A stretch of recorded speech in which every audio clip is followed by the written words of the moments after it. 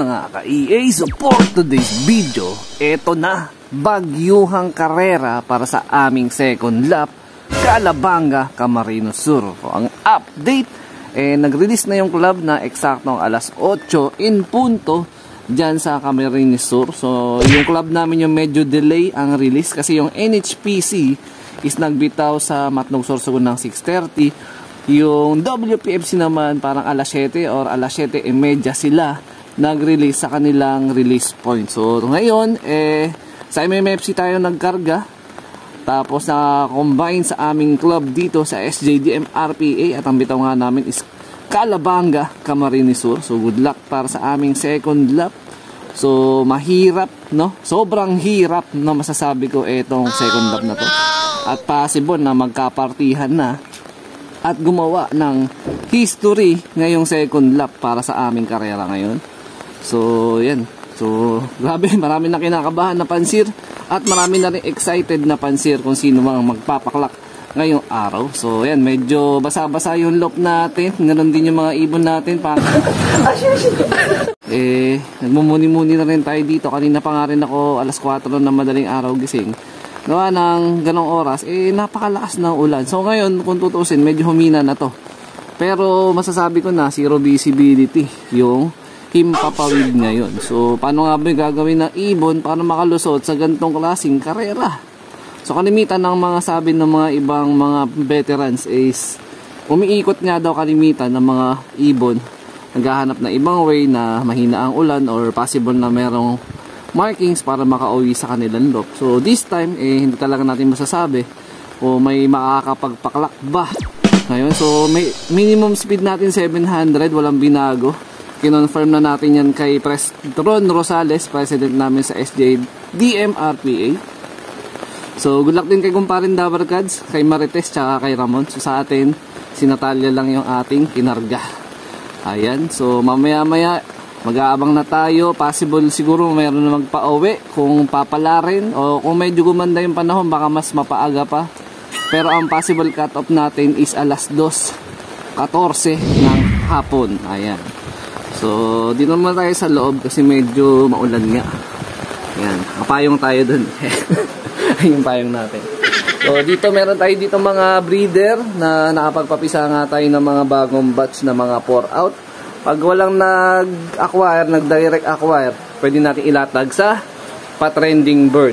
Pero nung mga nakaraan kasi, nung nag-post ako, may mga nag-i-inquire. Kaya lang hindi pa nag-good deal o naka-collusion deal. So may chance pa rin na may offer natin sa iba to, dun sa mga possible na interesado. So dumako tayo dito sa may bandang gitna. Na-post ko na to sa Facebook page, pero papost ulit natin dito sa YouTube channel.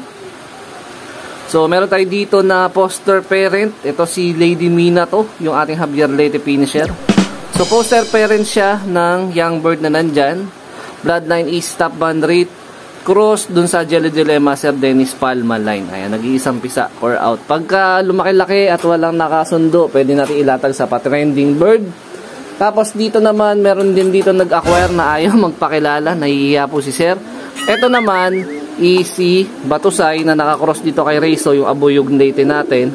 So yung produce nila na young bird, ito before si Lady Mina to na Javier finisher natin. Pero si Batusay, Javier Leyte clacker natin yan.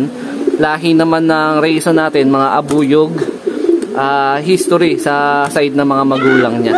And so mga pang long distance natin, meron dyan 2 pisa. So yung isa meron na may-ari. Doon sa gusto mag-acquire ng lahi nila, pwede kayo mag-PM, may isa pang bakante. Pero pinag-iisipan ko kung susuksuan ko ng pang MacArthur ring. Kasi nga, meron pa ako na iisa na pwede pang isuksok. So, pag may nag-acquire, pwede naman siguro natin ibigay. Pero kung wala, susuksuan ko na lang ng pang MacArthur ring. Pero speaking of MacArthur ring, yung tatlo sa nauna natin nasuksukan, ito yon. Ayan. So, ito yung dalawa na latest na bagong walay ko lang this week. Ayan.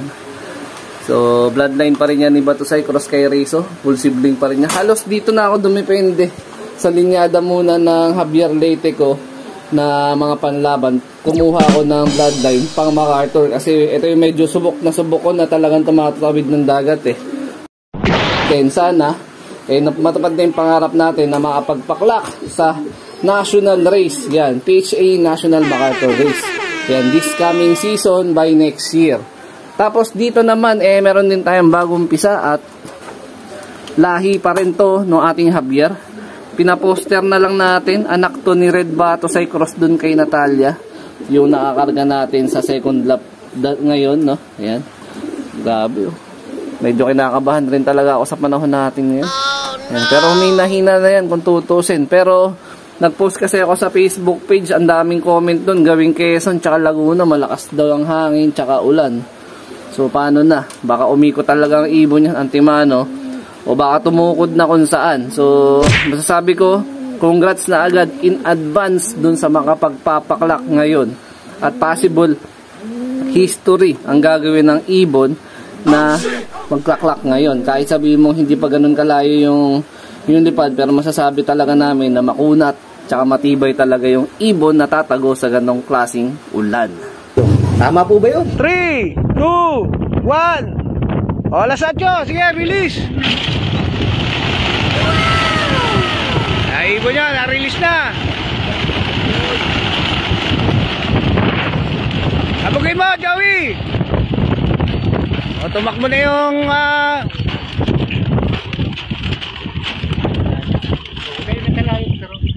75 years later. Update tayo mga ka-EA. Time check natin 12:40 PM. So tanghalin tapat.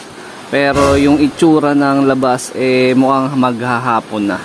So silip muna tayo sa ating flyers lot dahil hindi nga tayo makapwesto sa labas para mag-abang ng Warrior. So ilang oras na lang. Halos isa't kalahating oras na lang. Dead ball na. Cut off na. Ayan, so based sa lahat na nag-release sa South, ni isa wala pa nagpaklak. Sa MMFC, sa WPFC, especially sa NHPC na halos matnog susugon na nga rin yung bitaw nila. So wala pa silang clock. Pero maliban na nga lang sa mga naglipad ng Norte. May mga ilan na club na nagbitaw ng Ilocos Sur. At congratulations, parang meron ng dalawa o mula Ilocos Sur pabalik sa kanilang loop. So congratulations sa inyo mga kalapatids. Grabe tibay na ibon. So tayo from south to north wala pa tayong pauwi. Pero sila na from north to south, which is naglipad nga sila. Itong kanina lang din halos kasabayan meron na silang mga pauwi. So tayo tamang abang pa tayo dito sa Gedli. So, ayun na nga mga ka-EA. Pasok muna tayo sa flyers loop. Ayan, pahiyang tayo. So, meron na lang tayong nalalabi na 1 oras bago yung pinaka-cut off natin. Ayan na yung kondisyon ng mga wires natin. Natapos ko na rin yung pinakahapuan nila. Ayan, siningit ko kanina habang nag-aabang tayo sa wala. Ayan, so yung chances ng pauwian medyo sobrang baba.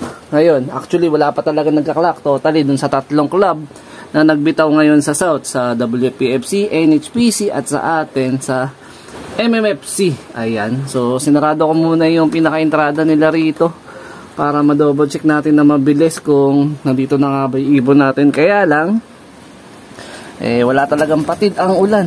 Ayan, di ko alam kung meron na nakapagpalusot sa ibang club, lalo na sa NHPC tsaka sa WPFC, pero kung meron man makapagpatagos, mas mauuna tayo makapagpauwi gawa ng mas malapit yung pauwian natin, yung release natin kasi Kamsur yun The rest, parang naaga na ata sila tsaka Matnog Sorsogon. So, yun. Mukhang wala atang magpapaklak ngayong race na to. So, grabe.